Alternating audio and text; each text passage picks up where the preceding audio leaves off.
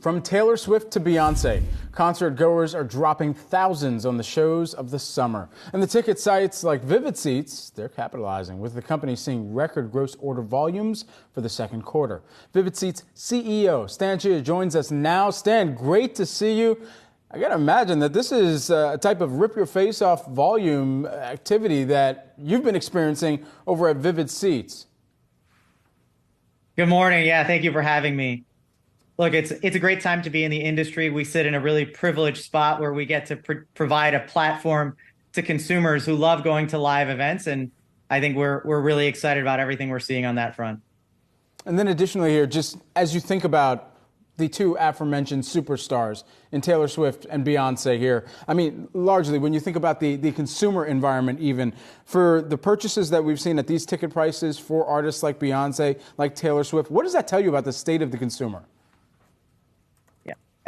Everything we're seeing is that this consumer remains resiliently strong is what I would say in the face of what we're hearing around the rest of the economy, whether it's Taylor Swift, whether it's Messi in sports, whether it's Lollapalooza, which was right here in Chicago, where we're headquartered. You know, we're continuing to see strengths across all the categories. Can you tell us how much Taylor Swift and Beyoncé in particular made up of your volume? Look, I think for us, you know, we see such a breadth across our offering. When you look at Vivid Seats, again, you know, we have every single event that's out there, from concerts to music to sports. So I'd say, you know, every one or two artists really aren't enough to represent the whole. But certainly in terms of Taylor Swift and Beyoncé, when you think about them relative to others, they are certainly sizably larger than what we've seen in the past. Can you tell us breakdown of sports versus entertainment? Yeah, I think, you know, we see the industry as about historically 60% sports and 40% concert and theater. For us at Vivid Seats, we've continued to index higher on the concert side. And, you know, we're probably closer to 60% concert, 40% sports.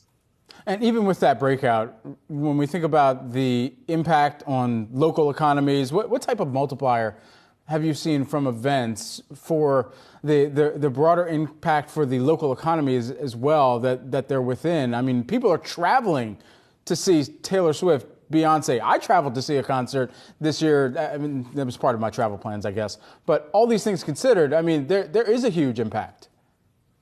Yeah, I think, look, back to the strength of the consumer continues to ripple into other things, and we're privileged to be in this spot.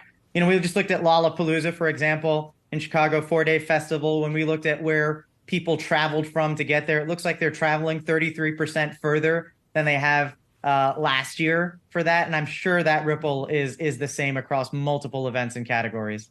Stan, how sustainable is all of this, right? I mean, yes, people are really excited to go see some of these concerts from artists who have not been touring.